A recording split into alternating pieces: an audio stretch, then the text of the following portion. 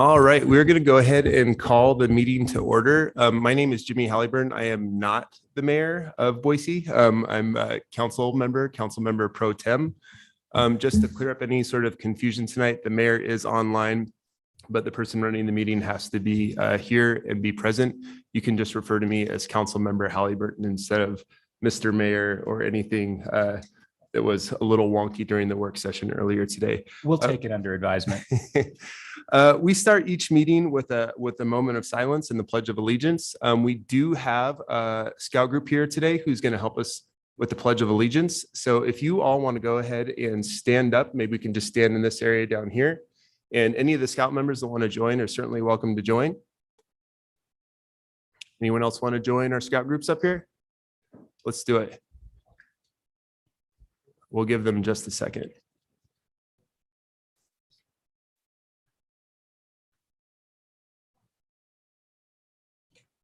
Scout attention, audience, please rise. Scout salute.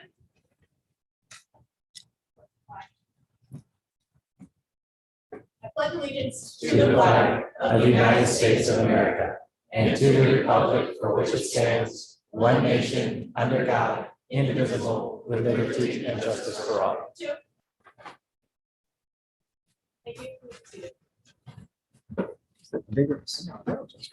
Well, thank you so much to our scout group. Clerk, will you go ahead and call the roll? Agent. Here. Halliburton. Here. Annie Keith. Here. Ash. Here. Willits. Woodings. Here. 5 present, 1 absent. I don't think that our scout group is going to stay for the entire meeting, so feel free to leave whenever you would like to leave. I don't know if any of our other council members or the mayor online have anything to say before our council or before our scout groups take off. Thank you. I just want to thank you all for being here. And as someone who got their Eagle Scout on like their 18th birthday, if you're close, just keep plugging along. And yeah, thank you for being here. All right, I would echo that. Thanks and gratitude for coming today.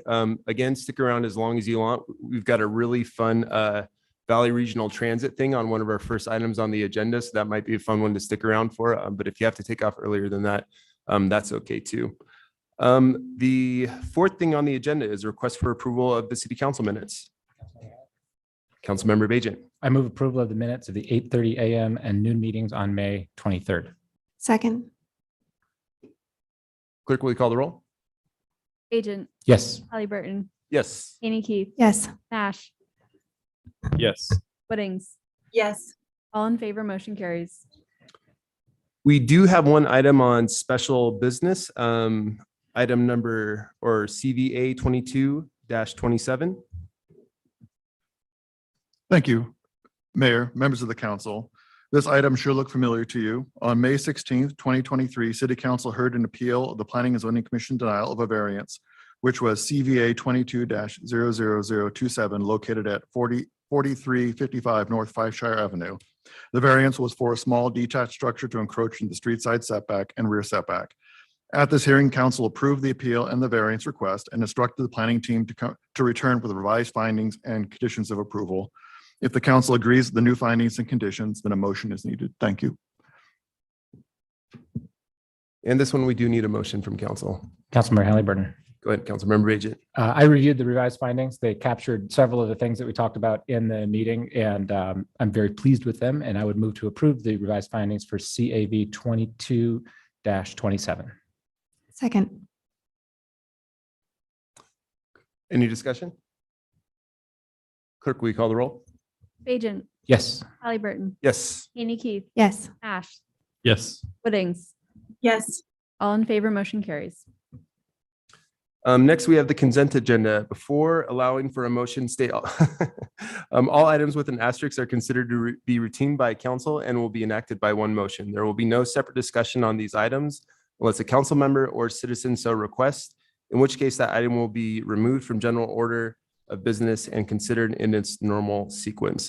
And we do have one item number F in subdivisions, Harris Ranch East subdivision 23-03 that a member of the public has asked to be pulled, and we'll put that into the first item in our public hearings. Councilmember Halliburton. Councilmember Bajent. So I'd move to remove resolution 29623 from the consent agenda and table that item because the Public Works Department has elected not to proceed with that particular agreement for services, and to remove item number F in subdivisions for separate consideration. Second. Second, and we take a motion for that now?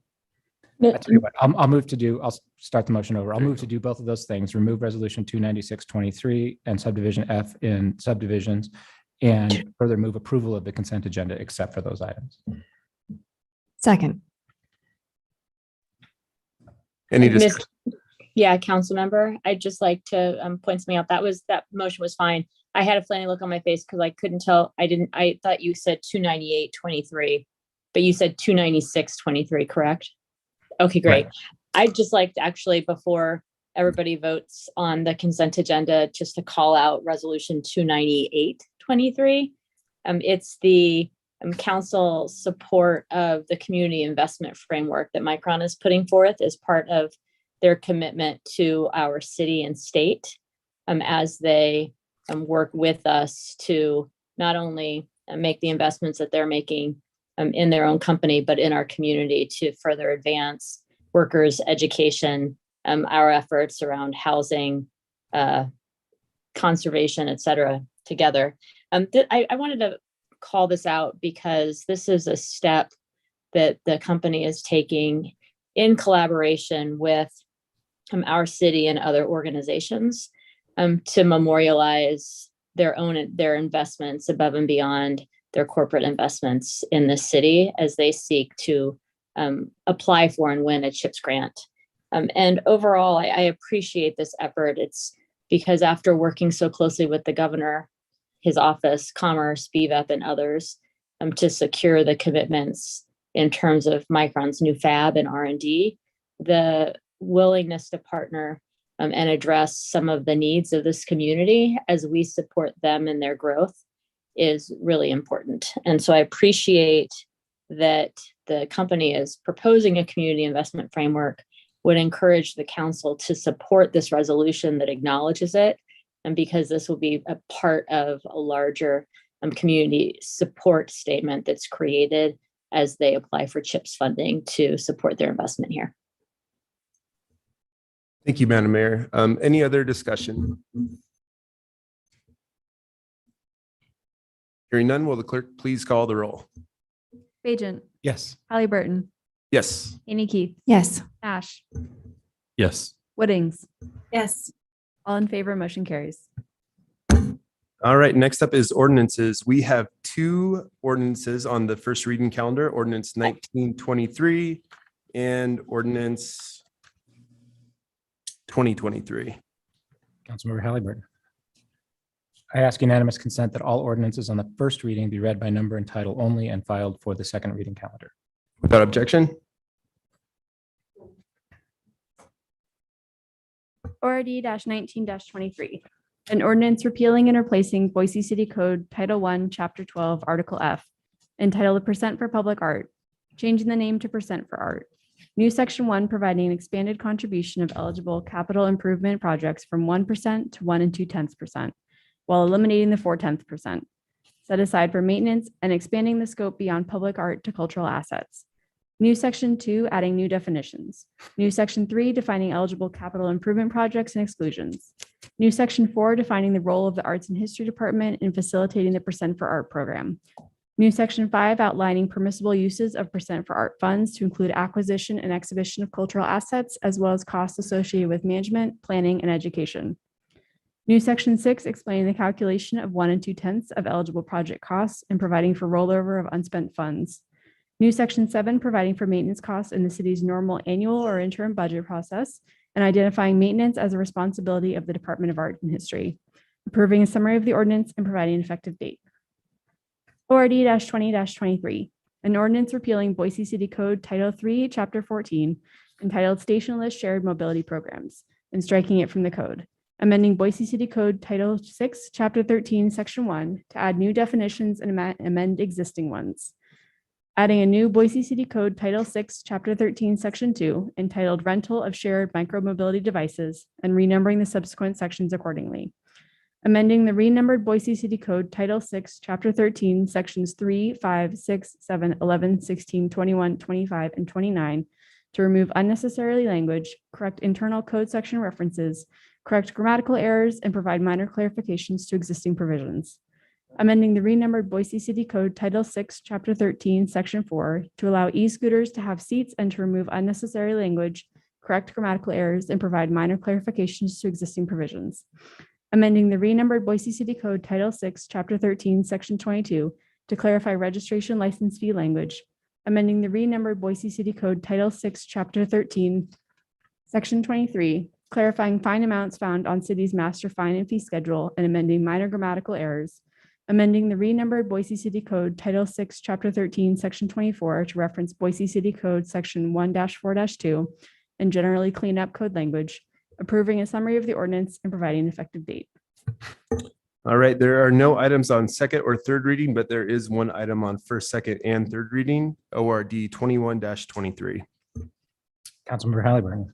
Councilmember Bajan. I move that all rules of the council interfering with the immediate consideration of ORD 2123 be suspended, that the portion of Idaho Code 5902 requiring an ordinance to be read on 3 different days, twice by title and once in full, be dispensed with, and that the record show it has now been read the 3rd time in full. Second. Clerk, will you call the roll? Bajent, Yes. Halliburton, Yes. Haney Keith, Yes. Nash, Yes. Whittings, Yes. all in favor, motion carries. Councilmember Halliburton. Councilmember Bajan. I move that ORD 2123 be approved. Second. Any discussion? Clerk, will you please call the roll? Can I read Oh, yep. ORD 21-23? An ordinance amending Boise City Code Title 1, Chapter 4, Section 2, Subsection A to add language specifying specific infraction fees listed on city's master fine and fee schedule, setting a default infraction penalty, clarifying the maximum infraction fine amount, and clarifying schedule available at city clerk's office. Amending Boise City Code Title 5, Chapter 1, Section 7, Subsection D4 to clarify that violation penalties are escalating for subsequent convictions and striking redundant verbiage. Amending Boise City Code Title 5, Chapter 2, Section 14 to add clarifying language. Amending Boise City Code Title 5, Chapter 5, Section 2, Subsection 2A to add infraction penalty language. Amending Boise City Code Title 5, Chapter 5, Section 2, Subsection 4 to clarify provision. Repealing Boise City Code Title 6, Chapter 3, Section 5. Amending Boise City Code Title 6, Chapter 4, Section 1 to add misdemeanor penalty language. Repealing Boise City Code Title 6, Chapter 4, Section 5, Subsection C. Amending Boise City Code Title 6, Chapter 4 to add a new Section 6 entitled Penalty and sets forth infraction penalty for that chapter. Amending Boise City Code Title 6, Chapter 5 to add a new Section 3 entitled Penalty and sets forth infraction penalty for that chapter. Amending Boise City Code Title 6, Chapter 6 to add a new Section 5 entitled Penalty and sets forth infraction penalty for that chapter. Amending Boise City Code Title 6, Chapter 7 to add a new Section 4 entitled Penalty and sets forth infraction penalty for that chapter. Repealing Boise City Code Title 6, Chapter 8, Section 9, Subsection C. Amending Boise City Code Title 6, Chapter 8, Section 5 to add a new subsection D to set forth infraction penalty for that section. Amending Boise City Title 6, Chapter 8, Section 6 to add a new subsection C to set forth infraction penalty for that section. Repealing Boise City Code Title 6, Chapter 8, Section 9, Subsection C. Amending Boise City Code Title 6, Chapter 8 to add a new Section 11 entitled Penalty and sets forth infraction penalty language for that chapter.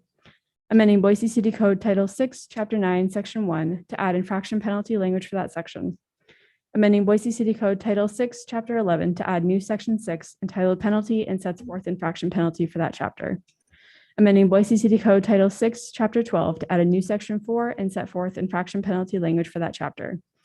Amending Boise City Code Title 6, Chapter 13, Section 23 to add clarifying language. Amending Boise City Code Title 6, Chapter 15, Section 2 to add infraction penalty language, providing for a waiver of the reading rules, approving a summary of the ordinance, and providing an effective date. There is a motion and second on the table, so clerk, will you please call the roll? Bajent, Yes. Halliburton, Yes. Haney Keith, Yes. Nash, Yes. Whittings, Yes. All in favor, motion carries. All right, and for our scout groups, that was the more procedural part of the city council meeting. It does get slightly more interesting, and hopefully a lot more interesting to come. So if you do want to stick around a little bit longer, you certainly can. We are moving on to new business, and what we're going to go ahead and do is just pull that first item that was off the consent agenda, Harris Ranch East subdivision, subdivision 23-3 to our first part of the public hearing. And David Mosier, I think you're going for that one. I don't know if we have the applicant here, Scott Wonders. Yes, great. Thank you. Mayor, members of the council. The item before you tonight is a final plat application for the Harris Ranch East subdivision, which is comprised of 59 buildable lots and 2 common lots. This preliminary plat application was originally heard at City Council on June 29th, 2021. For these type of final applications are usually consented City Council. However, there have been some concerns expressed for the project. As such, it's being heard. As you can see from the slide, the subject property is located within the foothills at the end of Council Springs Road. It is located also within the Harris Ranch Master Plan, and the subdivision was conceptually approved as part of this master plan. For a quick history of the Harris Ranch development as it pertains to the subdivision, in summary, the Harris Ranch East subdivision is now proposing 59 buildable lots, which is less than the 177 buildable lots that were allowed to the Harris Ranch specific plan for this development. During the June 29th, 2021 City Council preliminary plat hearing, the neighbors expressed concerns of the project in terms of traffic, trailhead parking, and site restoration. At the hearing, City Council addressed these concerns, and in terms of the trailhead parking and traffic, the council then instructed the applicant to work with ACHD on different turnaround designs at the end of Council Spring roads. As such, the applicant met with ACHD regarding different alternative designs, but ACHD would only approve the turnaround design proposed on the initial plat. However, they would eventually consider an alternative design for the turnaround, but the site grading, road work, stormwater improvements, and infrastructure had already been completed at that point. I would also note that the preliminary plat requires the applicant to work with Ridge to Rivers on identifying a trail pathway through the site connecting Homestead Trail to Peace Valley Trail or Peace Valley Overlook Reserve. This trail is marked here on the slide as shown in red and will be dedicated within a public access easement. The trail will need to be installed prior to the recording of the subdivision. In conclusion, the final plat is substantially consistent with the approved preliminary plat, and the planning team recommends approval. Thank you. Any questions for staff?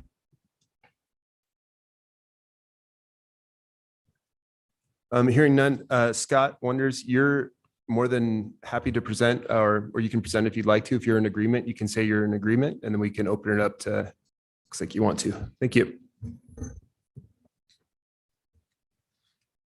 Councilmember Halliburton, Todd Tucker, actually with Boise Hunter Homes, business address 923 South Bridgeway Place in Eagle, Idaho.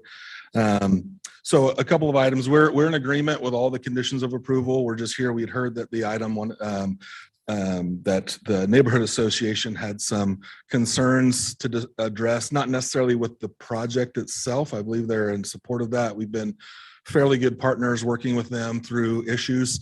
I think some of the concerns they have are just about the process and maybe staff and some things that have happened there and concerns with ACHD. Like I said, we're in agreement with all of the conditions of approval. Excited to get this project approved and get started on it. As far as the finishing it, I guess we've already really started it, getting finished on it. I know one of the concerns that the neighborhood association had was one of our conditions of approval is that we donate $30,000 to the Harris Ranch Wildlife Mitigation Association. Those fees to be, there was no timeline really on it, but really what we were planning on is donating that fee or that money prior to the city engineer signing the Mylar on the final plat before it gets recorded. However, after hearing their concerns and the need for the Harris Ranch Wildlife Mitigation Association to get that money sooner, I actually have actually have a check that we cut earlier today, and are ready to donate those funds now ahead of when we initially were planning on doing that prior to the city engineer signing the plat.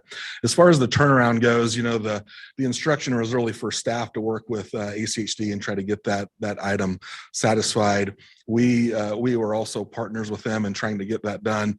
We presented several different ideas. I have several different meetings starting back in July of 2021 all the way up until February of 2023, trying to get that worked out. And up until very recently, ACHD's position was, no, you can't do it.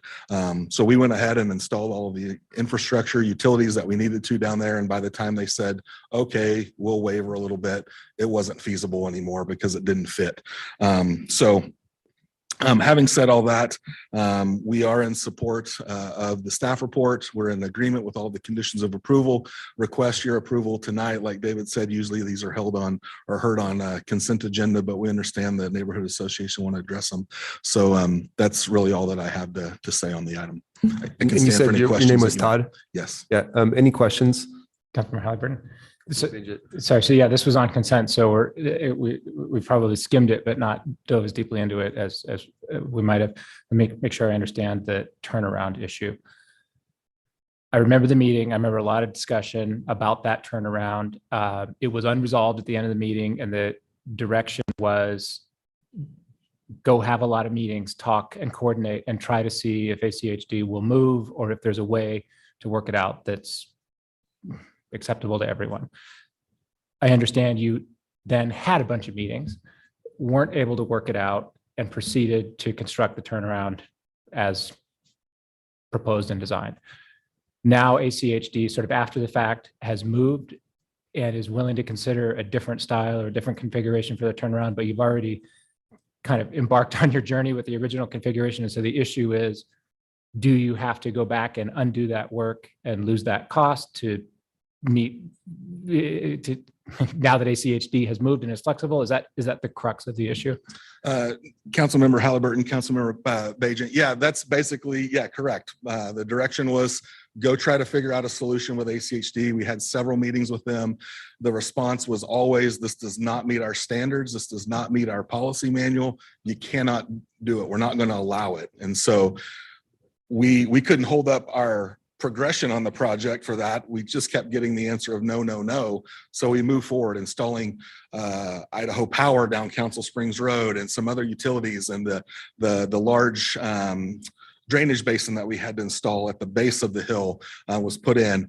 After all of those improvements were made, again, we never received anything official from ACHD. I've just heard through the homeowner, not the homeowner, the neighborhood association that, ACHD has now changed their mind. They might allow something different in there than what they had before. But yeah, at this point, the improvements we made, we're probably, if we have to go make changes, rip all of that out, we're probably looking at $1 million to rip out what we've done so that we can now put in a turnaround at the end of the road that in reality, the neighborhood association is the only one requesting. We met with the Boise City Planning Department. They were not pushing this issue. We met with ACHD. We obviously know that they didn't think it was an issue. We met with the Parks and Recreation Department, staff members as well from the city of Boise. They did also not think that it was an issue or a needed item. So all of the responses that we got from the public agencies were, we don't want this. This isn't allowed. Really, it's the neighborhood association, which we're good partners with. If it could have worked, we would have been happy to do it. The answer was no from all along. After the improvements we made, it just didn't fit anymore. Okay, so one more question, just so I'm clear. The direction or the conclusion at the end of the meeting was go have these meetings and see if it's possible. You got official word from ACHD that the answer was no after having those meetings. So in my mind, you met the condition. And now there's sort of soft word or speculation that the answer might be yes. And I think I understand. Yeah, sorry, I had to walk through it, but I appreciate that. Thank you. No problem. Other questions from council members? Any questions online? All right, thank you. I've got Gary VC from the Barbara Valley Neighborhood Association. I don't know if you're testifying on behalf of the Barbara Valley Neighborhood Association or on behalf of yourself. On behalf of the BBA. All right, we're going to go ahead and give you up to 8 minutes today. Yeah, I won't need that much.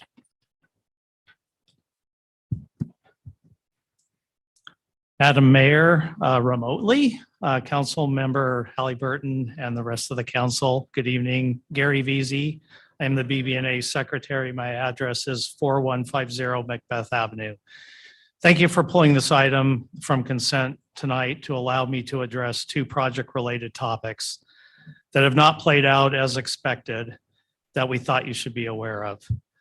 First and foremost, BBNA has no issues with the final map. We want to make that abundantly clear, and we support its approval tonight to complete the entitlements for the project. We have a good relationship with Boise Hunter Homes. Construction is ongoing, and we see this approval tonight as a formality. At your June 29th, 2021 hearing, almost 2 years ago, BBNA requested a condition of approval for a trailhead turnaround to prevent vehicles from using the neighborhood streets and trying to find parking at the trailhead.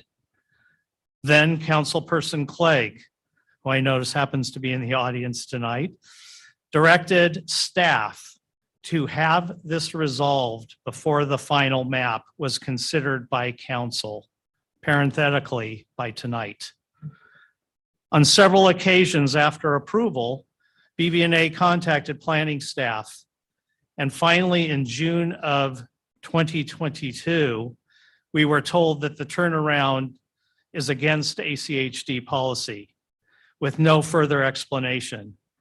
ACHD's position was considered final by city staff. BVNA chose not to accept a vague, unexplained position about an unidentified policy as final. We were able to establish communications with ACHD staff and leadership and the mayor's transportation advisor, and criteria was in fact exchanged with the developer to attempt to provide for the design, which at the time ACHD said they would support. It's important to note, however, that these discussions did not occur until just 3 months ago, 1.5 years after the hearing.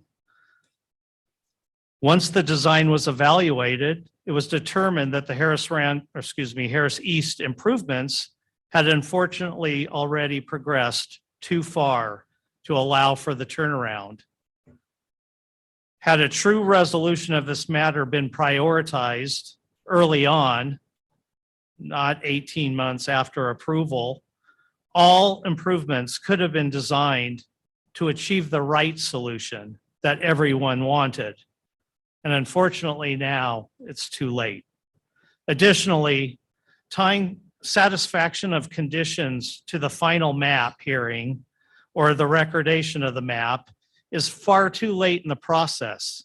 In this case, 2 years after the project's approval, yet construction has been ongoing since last year. Satisfying conditions should be tied to the issuance of permits. Until the condition is satisfied, permits should not be issued. You will hear this again from BVNA in our zoning code rewrite testimony next week. BVNA is extremely disappointed that a solution that had value will not occur because of a process technicality. We appreciate then Councilperson Clegg's attempt, but it ended up being procedurally unenforceable. It wasn't a condition of approval. It was direction to staff that could not be enforced. In the future, BVNA suggests that expectations by council or P&Z be in the form of a condition of approval to make it binding on all parties and to formalize the requirement so parties work aggressively and collaboratively to satisfy the condition. The second matter is another procedural matter regarding the payment of the $30,000 by the developer to the Harris Ranch Wildlife Mitigation Association.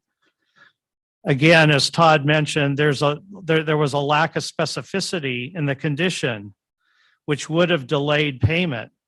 We're thrilled to hear and appreciate it very much, the fact that they have agreed to pay to make the payment tonight. However, this is another example where conditions should be tied to permits and be very specific about when they should be complied with. Again, there was no specificity in the condition of approval, which would have tied payment to a specific date. So thank you to Boise Hunter Homes for making that payment tonight. That's about all I had tonight. Thank you for your service to our city and neighborhood, and for hearing our concerns and for pulling it off the consent agenda. We feel that these items, if addressed, will make future applications and the process more transparent and less vague. Gary, thanks for coming. And to be clear, you're not asking for the denial of the application. You're Not at asking all. for improvement in the process. Correct. Questions from council? Councilmember Halliburton. Councilmember Nash. So my question is, would you have had us propose a condition regarding ACHD that may have been binding, that may not have been consistent with ACHD policy? Council members, I think a condition could have been stated to make an attempt, not necessarily not knowing what the outcome would have been. It could have been made as a condition of approval to make an honest effort to resolve the matter and come up with a solution, a design solution that works for everybody. In the end, we were able to accomplish that. But so with a little effort, it could have been accomplished. And we, in fact, did accomplish it, except for the fact that physical improvements had already been made, as they had the right to make. They had a permit to construct those utility improvements, but unfortunately the timing didn't allow the two to marry up. Other questions or comments? Anything online? Thank you, Gary. Thank you for your time. I think we need to open it up for public testimony now as well. I don't see anyone signed up. If there's anyone in the audience that's planning on testifying, I don't know if there's anyone online. I don't think there is. Anything in addition by staff? And then Todd, anything else from you? All right, with that, we'll take a motion. Councilmember Halliburton. Councilmember Bajent. I move approval of Harris Ranch East subdivision SUB 23-3. Second. Got a motion and a second. Any discussion? Councilmember Halliburton. Well, nobody opposes it. So that's a point in its favor. I remember this meeting pretty clearly. We talked about this for a long time. It's not really a basis for my decision here, but my recollection is that the neighborhood wanted a particular configuration of turnaround. We recognized that we don't have jurisdiction over the way that those are built or configured. We wanted to accommodate the neighborhood and try to get towards a resolution that would make everybody happy. And so we moved to approve it with the condition that the applicant talk to ACHD and see what could be done. That condition was tied to the final plat, which is why we're here today. The applicant did talk to ACHD and couldn't get it done. I understand the neighborhood had its own communications, including communications with the elected officials at ACHD who have the ability to influence policy, and they made some progress. But the fundamental issue, and the reason the condition is squishy, is because we can't require ACHD to do anything. We certainly can't require ACHD to violate its own policy in constructing a turnaround. So we, as a gesture of goodwill, impose the condition that the conversations happen. I am super allergic to conditions that we issue that say, go have a conversation or go discuss something and see where you get, because they are unspecified. And Mr. Vesey's right. It's vague and it's open to gamesmanship sometimes. I prefer we didn't issue those conditions at all. I prefer we just followed the letter. said, you get your ACHD approval, you're good to go, and you don't do these additional conversations. But we did it as a way to try to accommodate the neighborhood association and get them something that they wanted. I'm sorry it didn't work out, and I'm sorry the timing didn't work out, but the applicant met all of the conditions that we imposed in the way that we imposed them, and those are the rules. So we should grant this subdivision. Any other comments? Hearing none, clerk, will you please call the roll? Agent, Yes. Halliburton. Yes. Haney Keith, Yes. Ash, Yes. Whittings, Yes. all in favor, motion carries. All right. And if you don't know, that's the sound of the rain hitting the top of the ceiling. That's a little bit loud. Maybe it's not loud for you all, but it's loud up here. We're going to move into what was going to be our first item in new business, Valley Regional Transit presentation and public hearing. Bree, are you presenting or are we going straight to Elaine? I have a short intro, Council Wonderful. Pro Tem. Okay. Council Pro Tem, council members, Bree Brush, Mayor's Office. I have just a short introduction for VRT. Bree, if you tonight. would hold on just a second, if we could either turn up the volume or you could really get that mic up and close. It's pretty loud up here for us, maybe just me. I'll do my best. We're here tonight to conduct your annual public hearing for transit. So like I said, I'll start off with an introduction about the bridge funding you heard about in the budget workshop for VRT a couple weeks ago. And then we'll have an update from Valley Regional Transit on their Better Bus initiative. Then we'll go into the public hearing. So like I said, a few weeks ago in your budget workshop, you heard about the potential for bridge funding for VRT to the tune of about $1.5 million. And this would allow us to avoid pretty drastic service reductions for VRT while they pursue a sustainable funding strategy with their new leadership. It also allows us to make some performance tweaks, eliminating low performing routes while still adding frequency on our high priority best in class bus routes, State, Vista, and Fairview.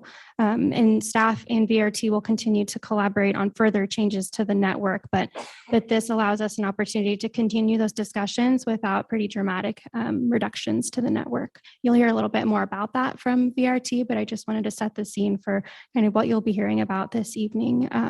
So with that, I would stand for any questions and then I'll hand it over to Elaine. Any questions from council? Great. All right, we will hand it over to Director Clegg. I was going to make a joke about the tables being turned or that you're the only one that has to call me Mr. Mayor, but I won't do that. Council Member Halliburton is just Deja vu fine. night, isn't it? We get to talk about conditions that we kind of cobbled together to try and help the neighborhood. And I get to listen to the rain on the roof. Haven't heard for a while. It's great to be here. I really appreciate the opportunity to be back so soon.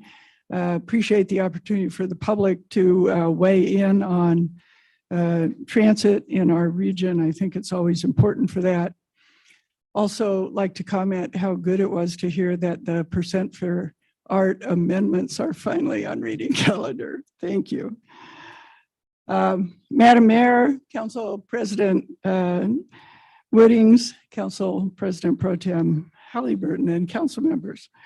Let's see, I get to move this myself, don't we? So we're here tonight to talk about remind you and the public, because some of them probably weren't here when I was here the first time, who we are, why we're here, what our current projects are, what the Better Bus initiative is, and then a little more time on the activities that we've, as Valley Regional Transit, have undertaken since our last visit, a little bit of review of the public input that we've received based on that, and then talk about the budget development and schedule ongoing. So who is VRT? We're 18 fixed routes across 2 counties. We have on-demand service in Canyon County with a 4-bus system and just began on-demand service in Eagle with a 2-bus system at current. We provide access service to those who are disabled who qualify for it. We have specialized transportation service, and those are for older adults and again, persons with disabilities who qualify. And we're actually looking to expand and improve that service this year. We also do some transportation demand management across the region, but specifically focusing in downtown Boise with CityGo. And with that particular project, we work with a lot of the businesses to help their employees use the bus more easily and use some of the other things that support the bus more easily as well. We also have a lot of things that help riders. We have a help desk, we have trip planning, we have a navigation specialist who can come out and help someone learn how to ride the bus. We have an app that has a real-time map that shows you where your bus is if you're waiting for it. We've added mobile ticketing. Oops.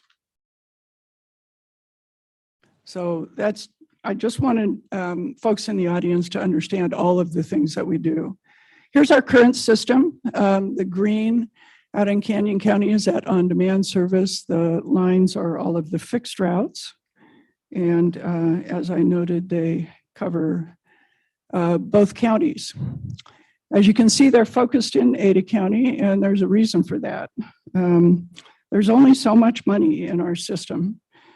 And that is, frankly, construct of the state and the way that we are authorized. We have no taxing authority. So all of the funding that we get comes either from money that we can earn through selling advertising or other things or fares, or from contributions from our members. And City of Boise has always been the highest contributing member. We absolutely appreciate and count on that. But as you can see, it puts us well behind our peers in terms of the kinds of service that we can provide. And this is just another version showing that the actual service we can provide for those dollars. We have our own budget development process. I've been learning that. It's kind of an interesting process. The first part of it follows much of what the city does. We analyze previous year's costs and expenses and look at projects and plan projects. But then we have to allocate revenue or a request for revenue based on share of regional costs, population, service hours within a jurisdiction, and then count on our partners to contribute. We don't know what our revenue is going to be until the middle of August. We have to certify our budget the same time you guys do. So it's a little bit challenging, frankly. I've learned much more challenging than I thought it was to begin with. In 2019, we developed an MOU with the City of Boise. That's why we're here tonight. We're having a public hearing because that MOU requires it. But in addition to the public hearing, what that MOU asked us to do was work together to make the system better, to figure out what the long term was going to be. And I think we've come quite a ways in those few years. We've instituted 15-minute peak service on State Street and on Vista. We have service till 9 p.m. on many routes. We have enhanced Saturday service, and we've begun electrifying our fleet to begin to meet the climate action goals that the city has.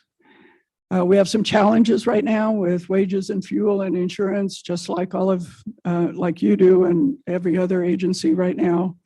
We were able to fill some of those holes with COVID relief funds. Those are now depleted.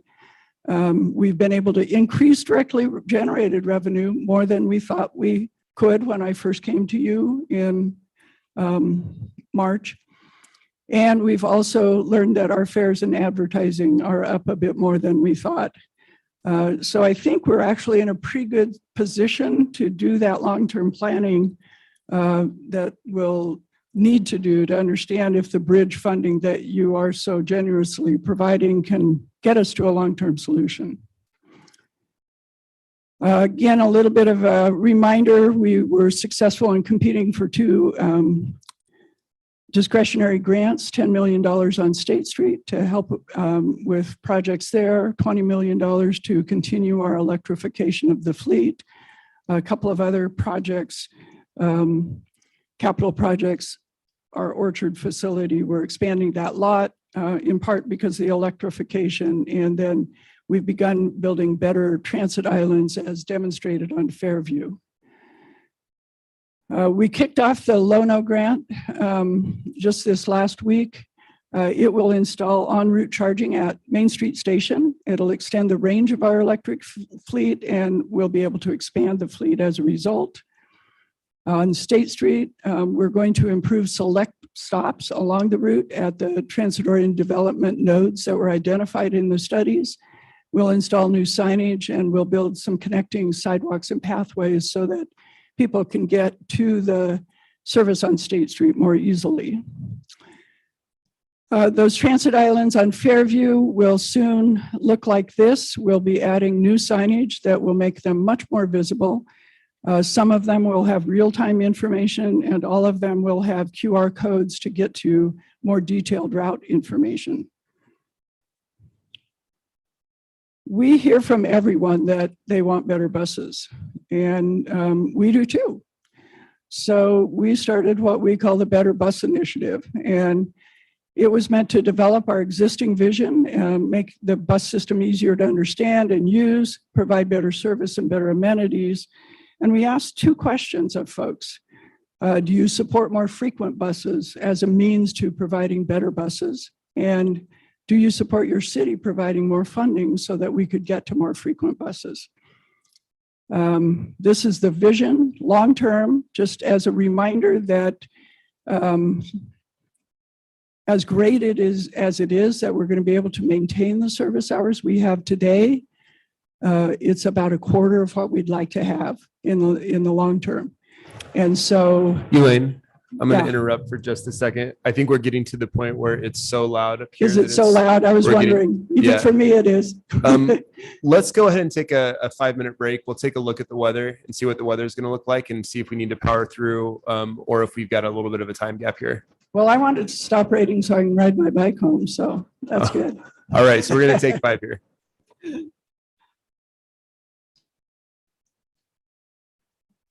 Wait, can you guys hear me? Hello? I can hear you not well, Madam Mayor. I just jumped up for a second. Are we stopping because the microphones aren't working or what's going on? It is really loud in here that we really cannot hear. Mayor, we can't even hear you. It's just beating rain in the skylight. We can't hear you. Oh, it's from the rain? It's raining? Oh, okay. All right. Thank you. Mhm.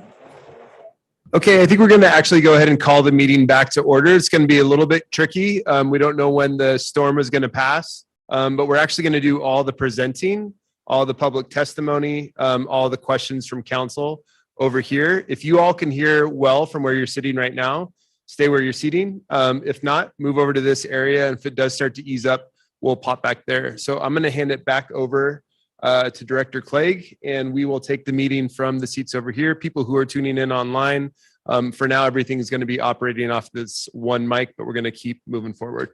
All right. All right. Well, thank you. Gosh, who knew? I'm going to go ahead and talk about this slide again because I'm not sure any of you heard what I was talking about. This is the slide that shows our long-term vision. Aha, we can get at least one. Yeah, I think that one at least can turn so that you guys can see it better. So we'll do that. There you go. A little bit better. Okay.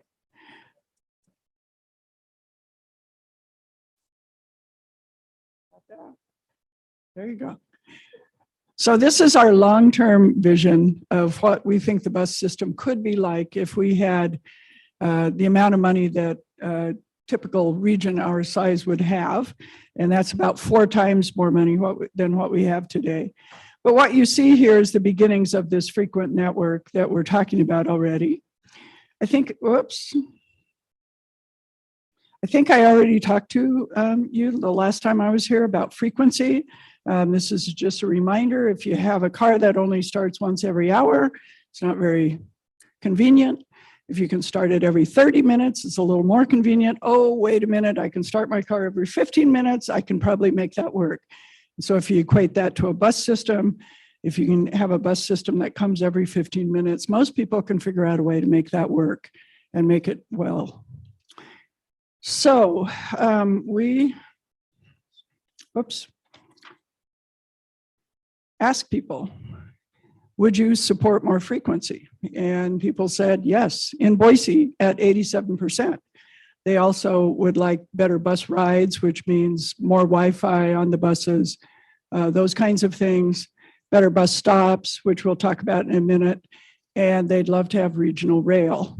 But they also said, yes, we would support if our city council were willing to spend more money on that.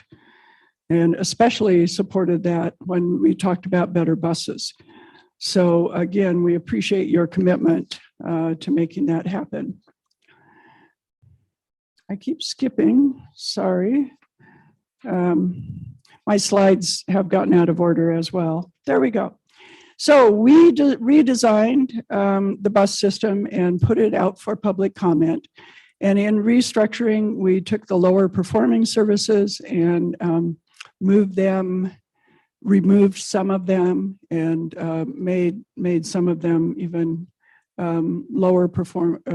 even less convenient. But in return for that, we took the frequent routes and made them more convenient and more frequent, and put 15-minute service on Fairview, for instance, and asked people then what they thought. So remember, the first time they said, theoretically, we support more frequency, better buses. And then you say, oh yeah, but how about if it affects your route? How do you feel? Not surprisingly, people felt a little bit different. So again, just a reminder, this is what the network looks like today. This is all of the things that we proposed in one map, just so you can see them easily, including more frequent service where the more bold lines are or the green lines are, and on-demand service to fill in the gaps where that was the only choice. We got a lot of people who ride currently to respond to the survey, which is, we feel like a really good thing. But we also got some people who don't ride, which again is a good thing, because we're hoping that those are people that might be attracted to these better routes that we're creating. And in fact, if you look down at these blue bars over here, you'll find that the reason people don't ride today is the bus doesn't go where they need to go, and it doesn't come often enough. So again, even though individually people were responding to the survey saying, yeah, this is going to affect me, I don't like it, in general, they're still saying, but more frequency really would be better. So I'm saying that because, despite what we come up with in the end, I think we should keep that in mind, that good service really will pay off, I think, in the long run. So here's support for the particular revisions, just based on the routes that you would typically see the most service in Boise. If you look at just the support for the route revisions in general, there was a fair amount more support, even though there was also more opposition. But if you look at the comments by current riders of that route, there was a lot of opposition to the changes. So again, not surprising to us. We suspected that would be the case. Really interesting thing we thought was very fun. I'm very excited by it. A rider on Route 10 created their own QR code survey and handed it out to people to go onto the survey and comment. That's the kind of public participation I love and was so excited to see. So you see a lot of comments there. That's great. And it's partly because there was activism there, which is good. So what we heard in general, people prefer frequency in principle, but not at the expense of coverage if it's their route. There's strong support for direct connections, both the direct connections that we're creating with the grid in Boise, but also stronger support for more direct connections inter-county. There's concern about how on-demand would work. We recognize that we didn't explain how on-demand would work very well, so I'm not surprised there. We'll do a better job with that. And we know that there needs to be a review of the balance between coverage and frequency on the central bench in particular, and on the inter-county. We'd want to revisit the changes in Southeast Boise and some of the changes on Hill Road. And we know that there's concern about the implementation timeline. I was concerned about the implementation timeline myself. And so next steps, we had our executive board meeting yesterday. And at that meeting, I requested that the executive board postpone the final decision on this till October. I just thought August was too soon and there wasn't enough time, especially with the things that everyone's staff is working on right now to work together to get good collaborative solutions. And so the board agreed to that. So between now and October, I'll talk about the specific schedule. We're going to build in a process for collaboration with your staff, with staffs of other agencies and other cities and the counties, and also develop another way for the public to give us input once we come up with a solution or a final proposal. So the process for the service change decision will still go to the Valley Regional Transit Board as it always does, but you all will have a little more time between now and then, both to give your comments to staff so that we can work together with them before August when we release the proposal, and then after the proposal is released before the board makes a decision. We'll have an implementation schedule so that people would understand when those changes would happen and how. And by doing that, that gives us time to actually plan for the changes. Deciding to make a change and making it 2 months later on something as complex as a big change in a bus route is almost impossible. And then finally, we want to get to some long-term planning with the city so that we both have a better understanding of where we're headed in the long term and how much that's going to cost. So tonight we get to hear from the public, maybe if anyone is left. We hope there is. If not, we'll be taking comment from them again. Between now and July, local jurisdictions will finalize your budgets, and that will help us begin to finalize ours. Between today and July 21st, we'll collaborate with staffs of all the agencies, cities, counties. We'll collaborate with leadership, and we'll be looking at those comments we already got and work on those to come up with a final proposal. And then that'll give us a bit of time to prepare that final proposal for public release. We'll launch a comment period the first part of August on that final proposal, and sometime in September, we'll have 2 public hearings in Ada County and 2 public hearings in Canyon County. Those public hearings are for the VRT board members, but city council members and mayors of the jurisdictions that are served are always encouraged to come to those and be part of them. Looks like we may get to a point where we can go back up. We'll see. So we'll solicit comments and hold those public hearings. And then on October 2nd, the VRT board will make a final decision on the proposals. And then the service changes will be implemented. Thank you for the commitment for the one-time funds. I can't tell you how much it means to be able to plan not to cut service, but how to make service better.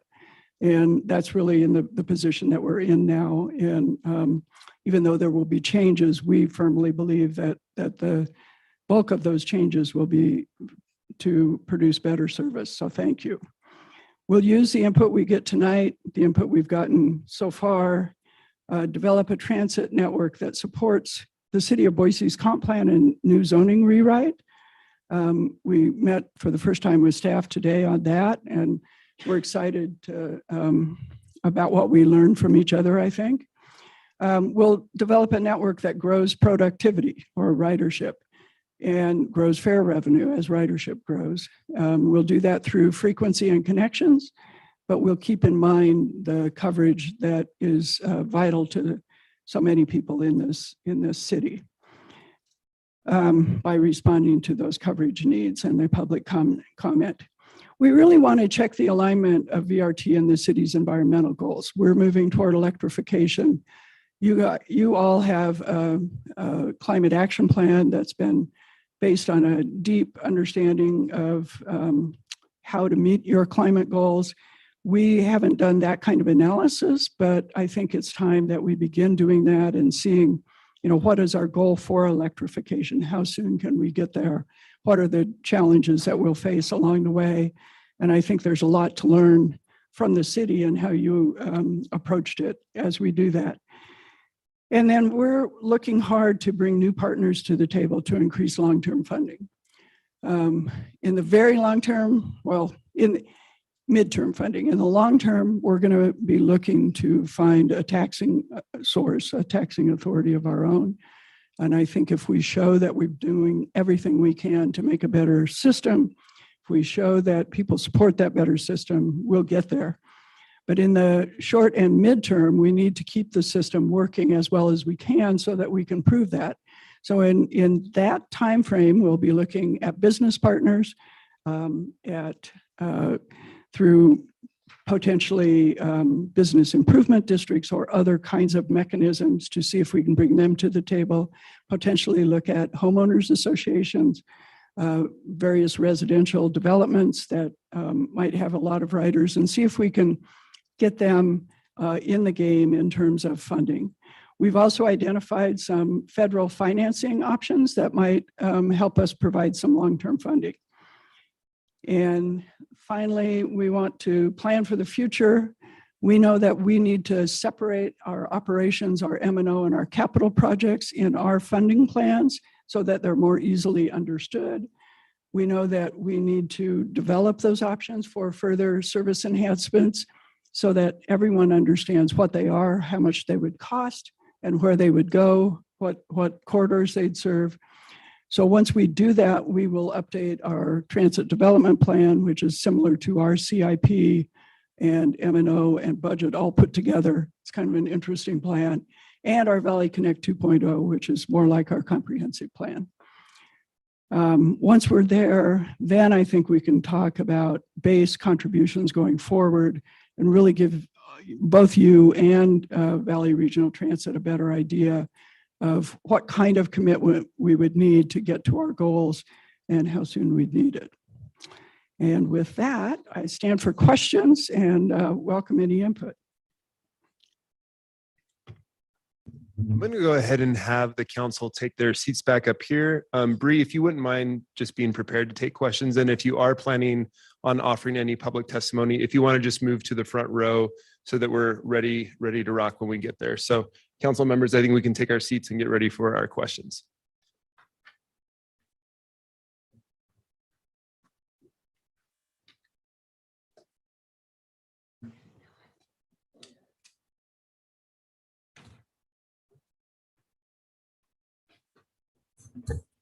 Well, that is certainly a first for me, my time on council. I don't know about former council president Elaine Clegg, if she's had one quite like this, but maybe it's a sign that I'm not supposed to be sitting in this seat.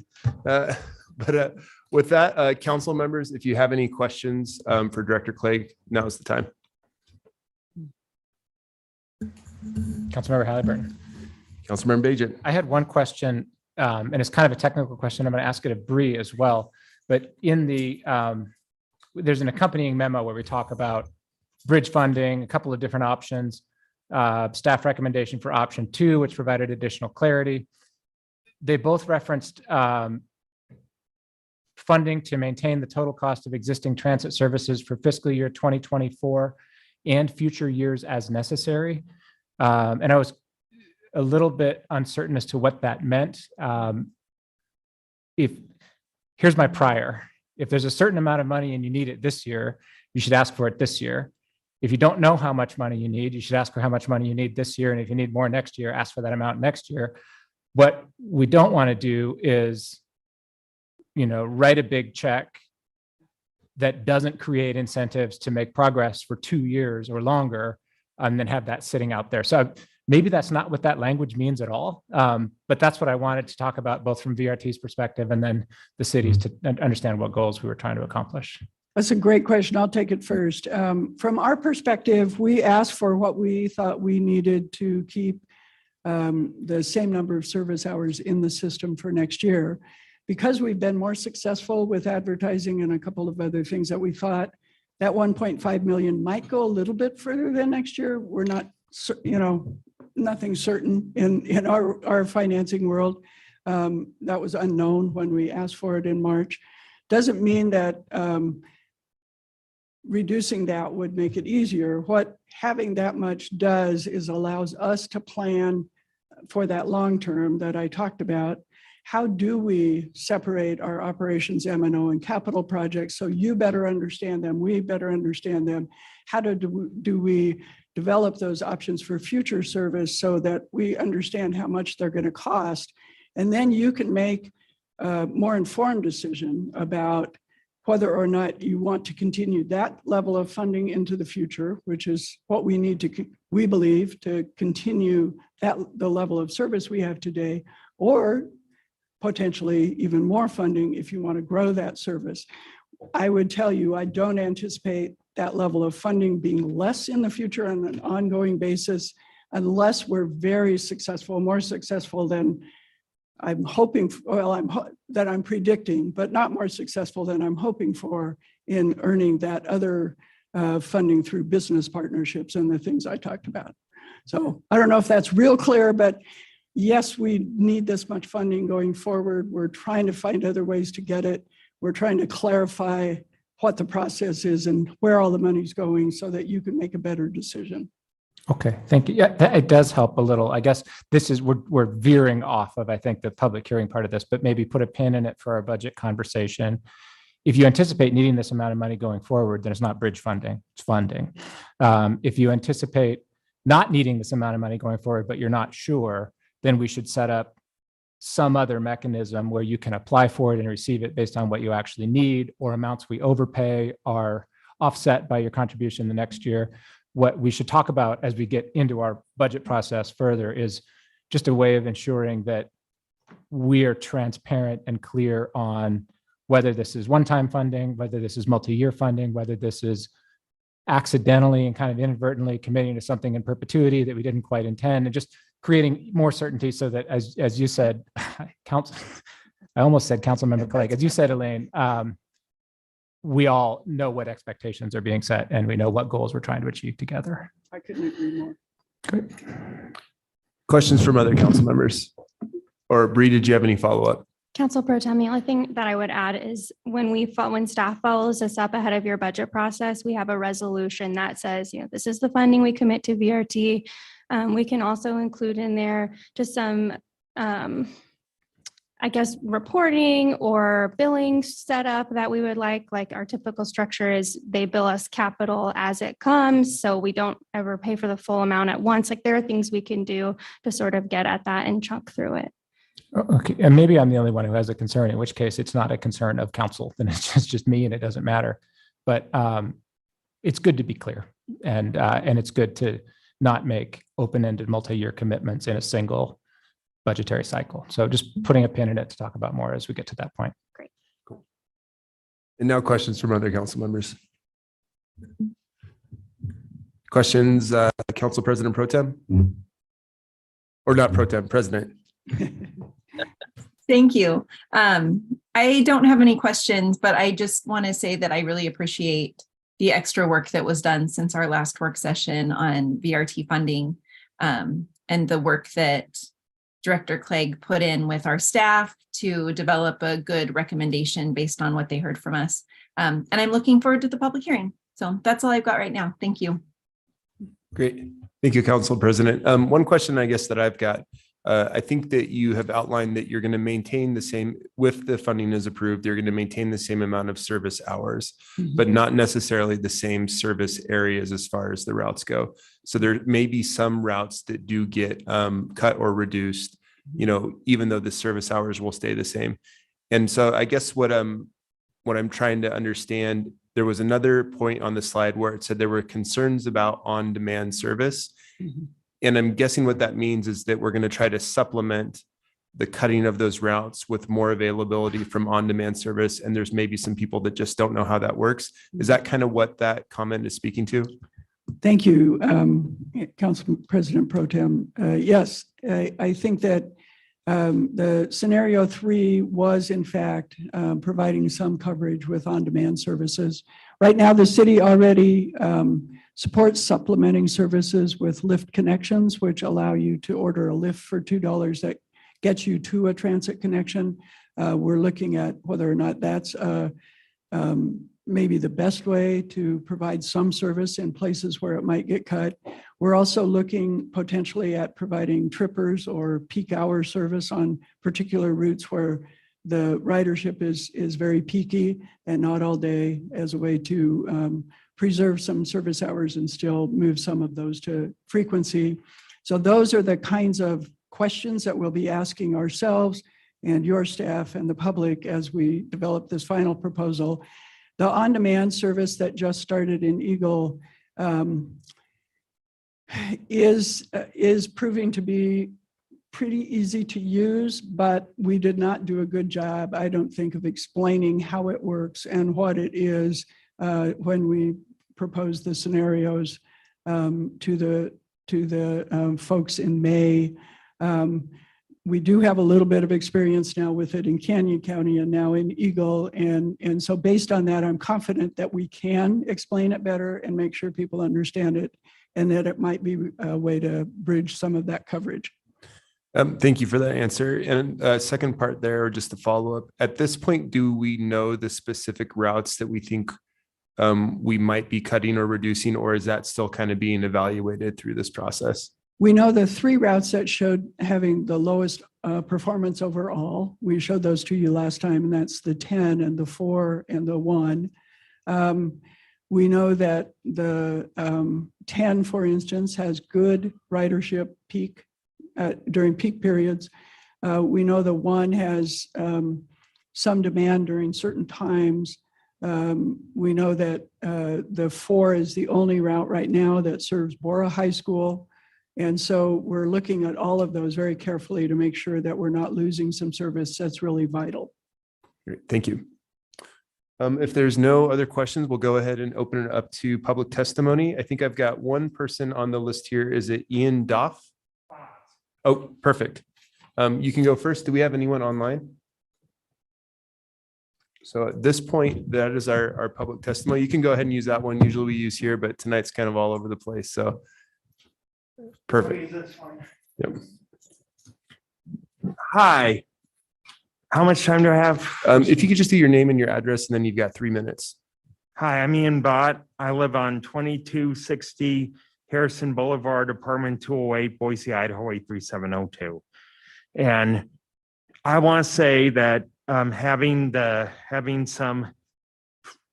bus system I've used for 20 years, and I was a volunteer, and I have done some other various bus projects and advocacy in the past. And I think that my main 2 points: one, I've known some of the riders for a long time, and I've known a lot of passengers. And to me, the bus system is like an umbrella family. And I have definitely seen a lot of really solid amounts of rapport with some of the bus passengers and the drivers. And I have seen some of them have become like family members to a lot of them. The next point that I want to say is that with the bus system having more chances during the peak hours, you would still be able to keep a lot of the routes. And I feel like also with the bus system, there's a lot of people who are students that use it. So I feel like, more money would potentially keep some of the routes, and you would potentially get some college students using some of the routes as well. So I'm in favor of the changes. I only concern I have is that the 10 would not run as often, but with the 9 being walkable from where I'm at, only like a mile or so walk, and it running every 15 minutes, that's not a total concern because I would just, most days are walkable to get there. So thank you for your time. And if anyone has any questions, you can ask me, and I'll be happy to stand for anything. Well, Ian, I appreciate you hanging in there with us tonight. I believe that did you testify last year during the VRT public hearing? Yeah, I thought so. Well, we appreciate you showing up to testify and hanging out with us throughout the storm. It looks like you might have a couple questions from council members. No, Mr. Bott, I was just going to say, I remember you from last year and thanks for coming again. I am really impressed that you made it down here in this weather, and I'm glad that you've weathered it out. and you're going to Thank you. Yeah, thanks for coming. You're welcome. All right, thanks so much, Ian. Last chance for testimony here. Anyone else online? Okay, with that, we're going to go ahead and close the public hearing. Any other questions that we have for staff? All right, with that, there, I believe, is a motion on the table.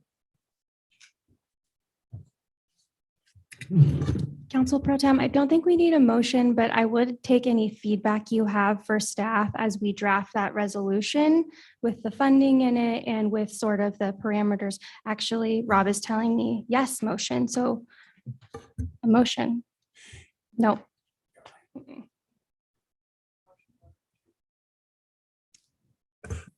Do we need to, are we selecting an option 1 or 2 tonight? Councilmember Halliburton, I was actually agreeing with Bree. You were agreeing with me. So my head nod was just an agreement with what Bree was saying.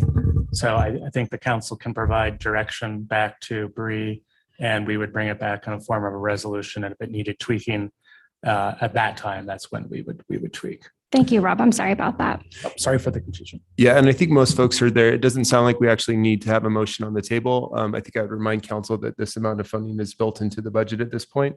And staff is looking for any sort of direction or feedback to bring back in a resolution form. Councilmember Halliburton. Councilmember Bajan. My feedback just for the resolution itself, it's kind of technical, but not really. It sounds like the director kind of agreed. We have 2 options in a memo here. They're basically the same, but one provides some additional context for the money. That makes sense and it's great. My concern is kind of this sentence. It says one-time funding provided by the city council may be used as, quote, bridge funding to cover any shortfall between the 5% property tax and the cost to maintain the total amount of existing transit services for fiscal year 2024 and future years as necessary. And so my concern there, and it's not a big one, but it's a technical one that I think is important, is that if it's bridge funding, it's temporary. If it's funding to cover a shortfall, it should be a specific amount. And if it's from the fiscal year 2024 budget, it should cover a 1-year cycle. If what we're really intending is to permanently fund some sort of shortfall, we should say that and do that.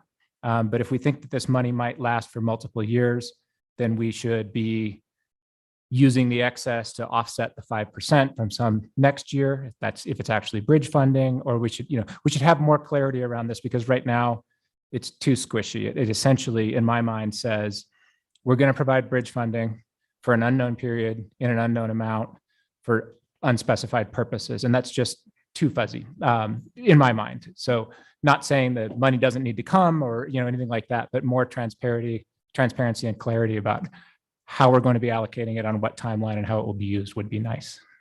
Okay. Councilmember Halliburton. Councilmember Haney-Keith. Just to follow up on Councilmember Bajan's comment there, I read this a little bit differently, so maybe I'm less concerned, but I think it's just a matter of phrasing. As I read it, it's the cost to maintain existing services for this year, but as we move forward and moving and some of the implementation of the things that you want to do in this fiscal year that's going to impact future years is how I read it. But I guess to the council members' point, maybe just a clarification in language may help clear up that confusion. Councilmember Nash? Nothing? Council President Woodings. No, thank you, Councilmember Halliburton. I support everything that's been said and look forward to a little bit more clarity on what will be done and for how long and what it's going to cost. Perfect. And just the only additional comment that I have, I appreciate maintaining the amount of service hours that we have. I do have some concerns about route number 10 specifically because it's used a lot by our population with refugee resettlement background. And I just want to make sure that as we're kind of evaluating there, that we do some extra due diligence and working out to some of that community and making sure that there's kind of awareness of some of the other options that might be out there if there is a reduction in service or hours in that area. But really appreciate the time and effort put into this. Thank you. All right, I think we are good to go there. Thanks again, everyone, for hanging out. If that was your item of the night, we're going to move on to item number 2, SOS 23-12. And I believe we have Delaney presenting.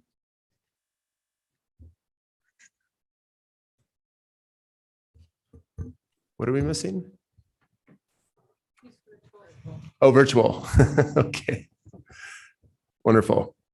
There's Delaney. Go ahead. All right. Are you seeing the PowerPoint? Yes, we're seeing the PowerPoint. Wonderful. Okay. Well, good evening, Madam Mayor, members of the council. Before you is a vacation request.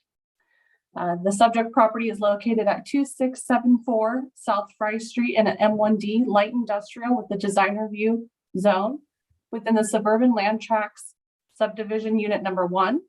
The surrounding properties are all zoned light industrial and are comprised of industrial uses. The subdivision was recorded in 1972 with lot coverage restrictions and building setbacks as plat notes. In addition, there is 10-foot wide public utility and drainage easements platted along the interior property lines. The applicant requests to vacate the lot coverage and building setback plat notes and implement the M1D base zone setback requirements for a future development project on the site.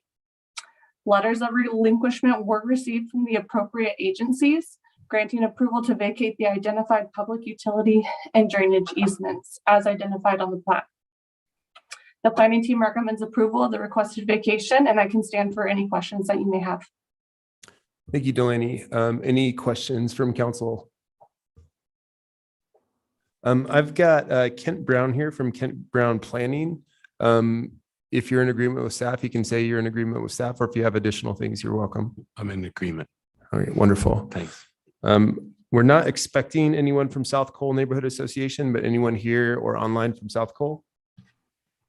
Okay, any public here for this particular item?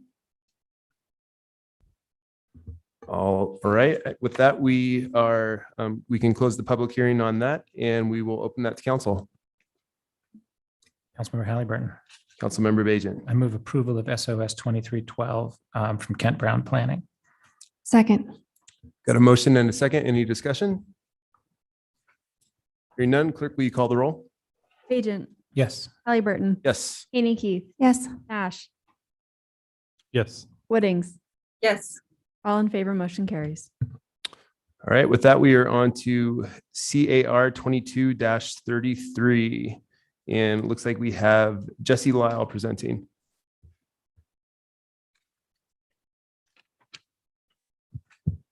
All right, good evening, council members. The item before you, CAR 22-33, an application for a rezone of approximately 3.09 acres from C2DD and C3D zones to C5DD with a DA located at 703 Americana Boulevard. The property is designated as mixed use on the land use map, and the applicant is proposing the rezone to construct an 8-story mixed use building with commercial on the ground floor and residential above. The area is identified in the comprehensive plan as an area of change, and the proposed zone is compatible with the surrounding area. This application has an associated development agreement that requires the construction of half of a public street in the location identified on the screen in accordance with the River Street Master Plan. The applicant will also be required to construct other pedestrian improvements along Americana and Shoreline Drive in accordance with the downtown Boise streetscape standards and will be limited to 2 direct access points off 17th Street. In conclusion, the Planning and Zoning Commission recommended approval unanimously as the proposal meets the requirements of the Development Code, and I'm happy to answer any questions. Thank you, Jesse. Any questions from council for staff? No questions from council. It looks like we have the applicant Kristen McNeil here from Givens Pursley. You're welcome to add anything additionally. Given the delay, I'm Danielle Strollo, 601 West Bannock Street, here from Givens Pursley with the applicant. Given the delay, I figured we agree with all the conditions of the staff report, and we'll just stand for any questions if you have them. Any questions from council for the applicant? I was hoping to get a little more practice today, but that's okay. All right, and it looks like we've got the Downtown Neighborhood Association. I don't know that we expect Jennifer Hensley to be here. Do we have anyone online from Downtown Neighborhood Association? Any public online? Any public here expected for this one? All right, with that, the decision is before the council. Councilmember Halliburton. Councilmember Bajent. I move for approval of CAR 2233 Morgan Stonehill Partners. Second. Got a motion and a second. Any discussion? Council President Wooding, did you have? No, I'm just ready to vote. That was the nice lightning. and Apparently the thunderbolt gods right have there. something to say. All right. Without any discussion, we will go ahead and call the roll. Bajent, Yes. Halliburton. Yes. Haney Keith. Yes. Nash, Yes. Woodings. Yes. All in favor, motion carries. All right. Next up is number 4, SOS 23-11. And we have Matthew Dennis presenting from staff.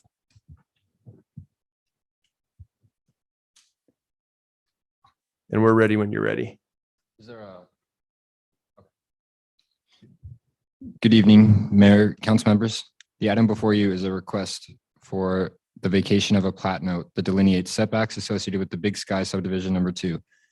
The subject property is located at 4277 North Columbine Street on 0.93 acres within an R1A BSN, single-family residential with Big Sky neighborhood overlay zone. The subject plat note that was established through the Big Sky subdivision number 2, recorded in 1971, defines 25-foot side and rear setbacks for the subdivision, which the applicant requests to vacate in order to construct an accessory structure in the rear portion of the property with 20-foot side and rear setbacks in accordance with the Big Sky neighborhood overlay dimensional requirements. The proposed location of the accessory structure was preferred by the applicant in order to retain an existing mature willow tree in the rear yard. With the reduced rear setback of 20 feet, approximately 45 feet would separate the proposed structure from the nearest residential building to the west, which is not within the BSN overlay and is zoned R1C.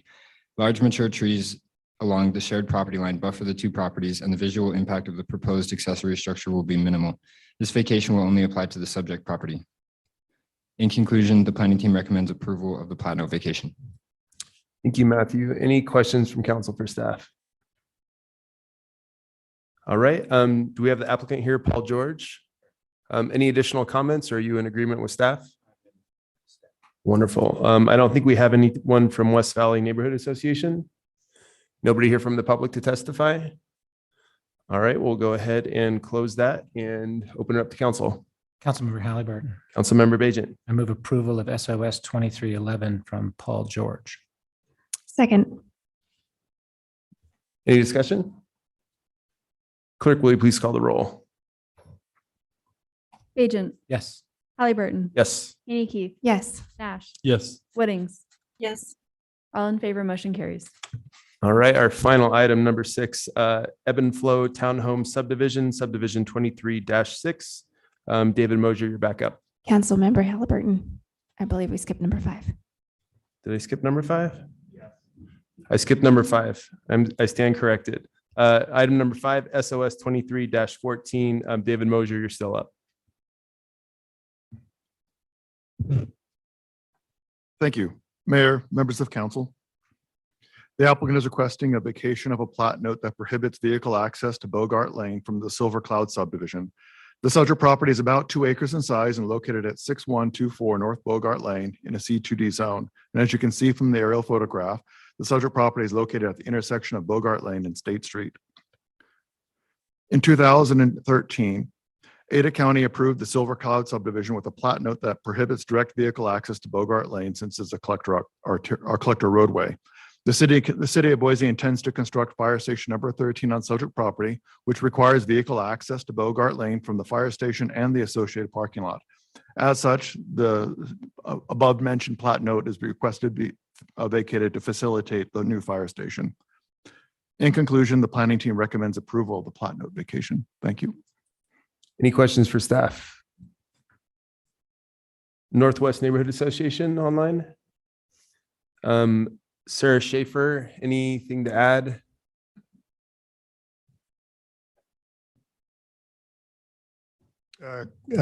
Mayor, council members, I'm filling in for Sarah. So Sean Wilson with Public Works, and nothing to add.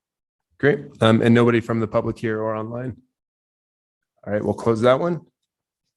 Councilmember Halliburton. Councilmember Bajent. I move approval of SOS 2314, City of Boise's application so that we can build a fire station. Second. Any discussion? Clerk, will you please call the roll? Bajent. Yes. Halliburton. Yes. Haney Keith. Yes. Nash. Yes. Woodings. Yes. All in favor, motion carries. And now item number 6, Ebb and Flow Townhouse subdivision 23-06. Thank you for the heads up, Councilmember Haney Keith. Thank you. Mayor, members of council. The item before you tonight is a preliminary plat comprised of 9 buildable lots and 1 common lot on 0.97 acres located at 10133 West Overland Road in an NOD zone. On May 8th, 2023, the Planning and Zoning Commission approved a conditional use permit for a planned unit development comprised of 9 attached townhouse dwellings and recommended approval of the preliminary plat subdivision. The PUD was not appealed and only the preliminary plat is before council tonight. And as you can see from the aerial photograph, the property is located between an assisted living facility to the north and the detached single-family residential neighbor to the south. In addition, there are more intense commercial uses located along Overland Road to the north, and the site was within about a quarter mile of a community activity center located at 5 Mile and Overland Road intersection. There's also public transit along Overland Road abutting the site. This slide shows the preliminary plat site layout for the project. The development is comprised of 9 attached 2-story townhouses with a density of 9.2 units per acre in an NO zone, which allows 14.5 units per acre density. The PUD granted reduced interior side setbacks and allowed for reduced lot sizes, widths, and street frontage standard requirements in order to construct the approved townhouses. It should be noted that there was opposition for the project at P&Z hearing. These concerns are generally involve traffic, potential adverse impacts on the adjacent properties, and compatibility. At the hearing, the commission acknowledged these concerns and added additional conditions to address them. In summary, the preliminary plat complies with all the required findings as per the development code. In conclusion, the planning team recommends approval. Thank you. Any questions for David? Councilmember Nash? Yes. David, what conditions were imposed by planning and zoning? Mayor, members of council, the Planning and Zoning Commission added additional conditions that required the landscaping on the west and east side of the development adjacent to the existing houses to contain evergreens instead of the deciduous to provide year-round screening. Any other questions? All right, we've got the applicant, Jalen Funk from JBI Elemental here. All right. Anything you'd like to add? Okay. Do we have anyone from Southwest Ada County Neighborhood Association? No. Anybody here or online to testify? All right, with that, we'll close the public hearing and open it to council. Councilmember Halliburton. Councilmember Bajent. I move approval of subdivision 2306 Ebb and Flow Townhomes. Second.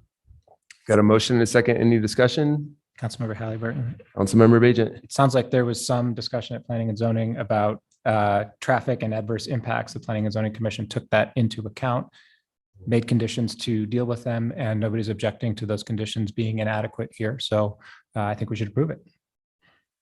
Anything else? Clerk, will you please call the roll? Bajent. Yes. Halliburton. Yes. Haney Keith. Yes. Nash. Yes. Woodings. Yes.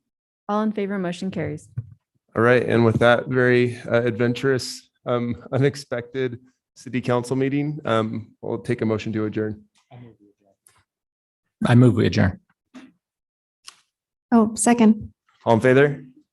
Aye. All right. The meeting is adjourned. Councilmember Halliburton, I would just like to note that I'm in Eugene, Oregon today, and it is perfectly dry and sunny here. So I don't know how the world is upside down, but I hope that everyone stays dry out there. Yeah, I think Steve Burgos has an action-packed night tonight. Council President Woodings, the speculation here is that the weather gods would have approved and respected this meeting if Jimmy had just gone by mayor.